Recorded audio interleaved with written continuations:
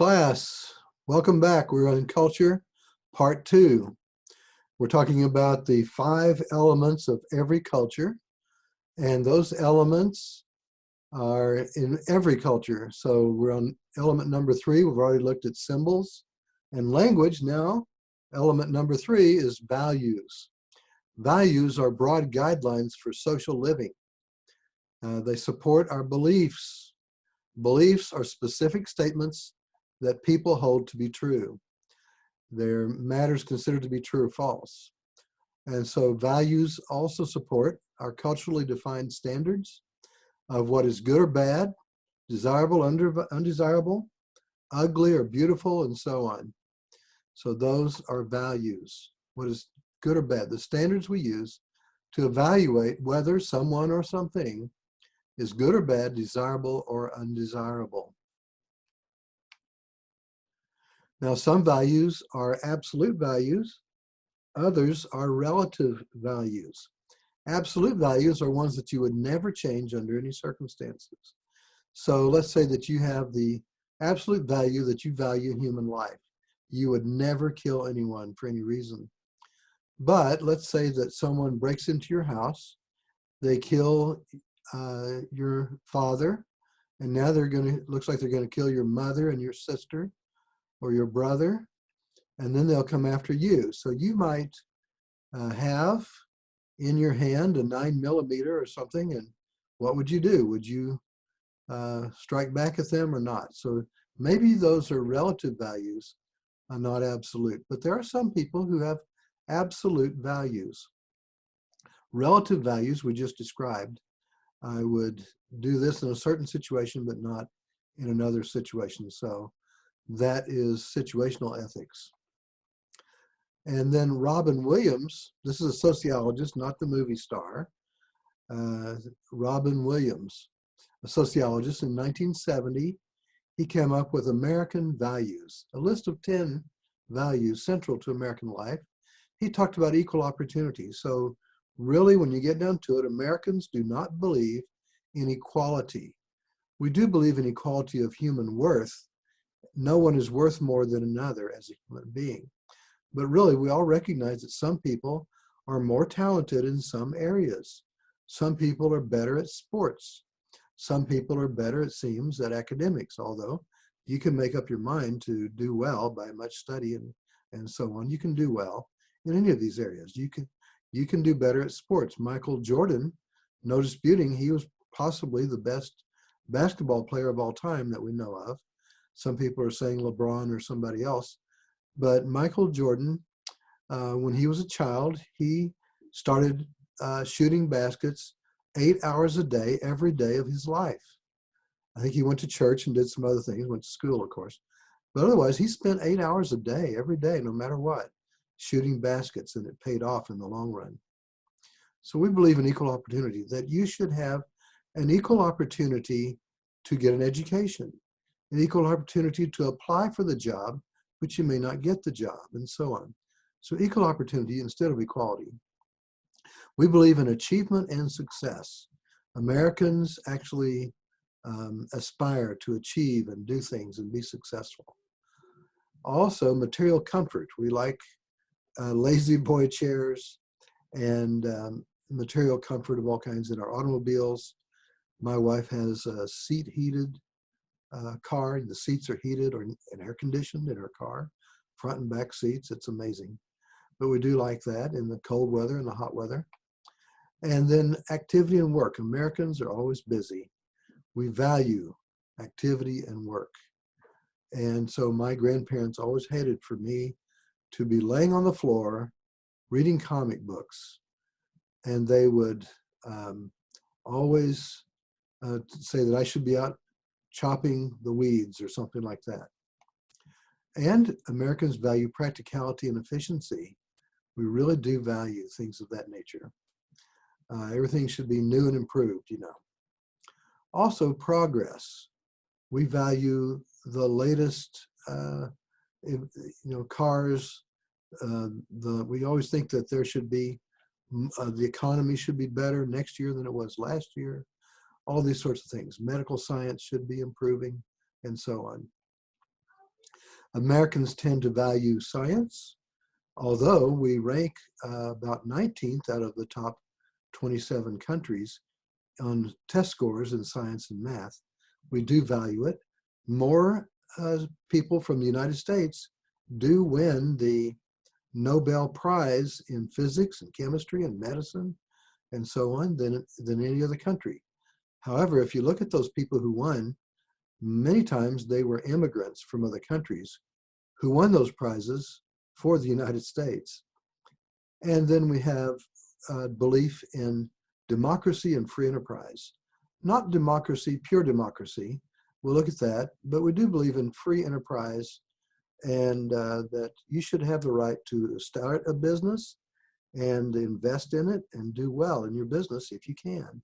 If you don't, then you deserve to fail in your business. So we believe in free enterprise. You deserve a chance. Americans really believe in freedom. We value freedom, the Second Amendment, the right to keep and bear arms, freedom of speech, freedom of religion. We really value the right to peacefully assemble, the right to petition, and all these things are cherished beliefs that we have. And Americans value, unfortunately, racism and group superiority. Traditionally, Americans have been quite racist, and we have group superiority beliefs as well. And then we also tend to have lots of other values, but those are the main ones, according to Robin Williams. So democracy, when we talk about democracy, is composed of two words, demos, the people, and krasia for power, democracy. And so power to the people. Democracy, though, literally means the majority rule, right? Rule by consensus, rule by opinion poll, or mob rule. So pure democracy means majority wins no matter what. What does that do to the minorities? They don't get a voice. And so we actually believe more in the United States in a republic that is a representative democracy where you are represented in the democracy.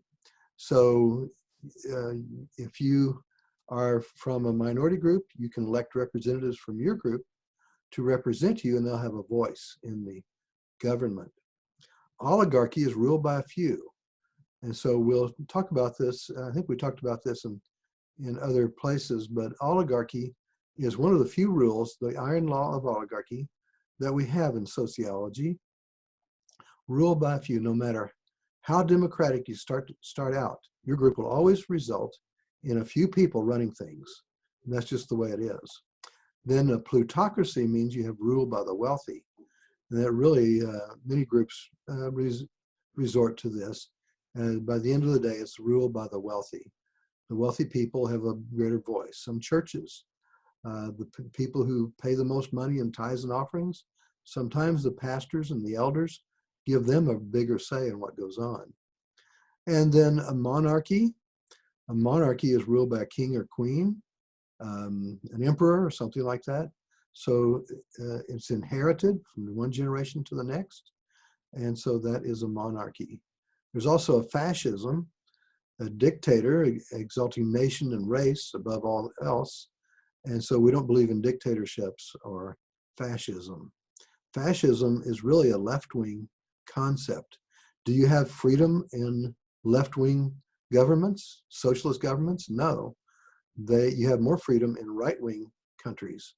So Nazi Germany was a socialist country. People overlook that. And then anarchy is no government, everyone for herself. And so in the United States, we choose the republic as our governmental form. So Americans value republic over all the others. There's another one, theocracy, ruled by God. And before they had kings in Israel and Judah, they had judges, and God would appoint the judges. Today, Iran is purported to be a theocracy where the Ayatollah hears from Allah and makes the rules. It's a dictatorship, really. It's more of a fascist sort of dictatorship and a liberal sort of a nation. Values sometimes conflict, and so we have value conflict. Value conflict, and it changes over time. And cultures have their own values. Higher income countries have cultures that value individualism and self-expression. Lower income nations, of course, are characterized by survival. They're just trying to survive. And so whatever works for them. Now, a reason can be true and not support the conclusion. In other words, the government should require, we say this, the government should require that ergonomically designed computer equipment and furniture be provided to workers. This will decrease the incidence of repetitive stress injury, eye strain, headache, neck and back pain. So do you think the government should require that companies provide ergonomically suitable furniture for the employees? It makes sense if you believe it's the responsibility of government to look after the welfare of the individual. This is sometimes called the nanny state, where the government looks after all the needs of the people. But what if you believe it's the individual's responsibility to take care of himself, to provide for his own health and safety? Maybe he could ask the employer for the furniture or switch jobs if he can't handle it. But many Americans believe that individuals should take responsibility for themselves and not be dependent on government. Now, should DNA information be kept in a national database for police departments to access? Well, this is privacy versus security. And so should schools and libraries be required to provide equal access to computers for the disabled? This equal opportunity versus individual responsibility. Is Microsoft a monopoly that should be broken up because they have an unfair advantage as the producers of the Windows system software? This is competition versus fairness. So if you come on the side of security instead of privacy, if you come down on the side of equal opportunity versus individual responsibility, and fairness versus competition, then you're on the socialist side of these arguments. The Americans, for the most part, come down on the side of individual responsibility. So have a happy day.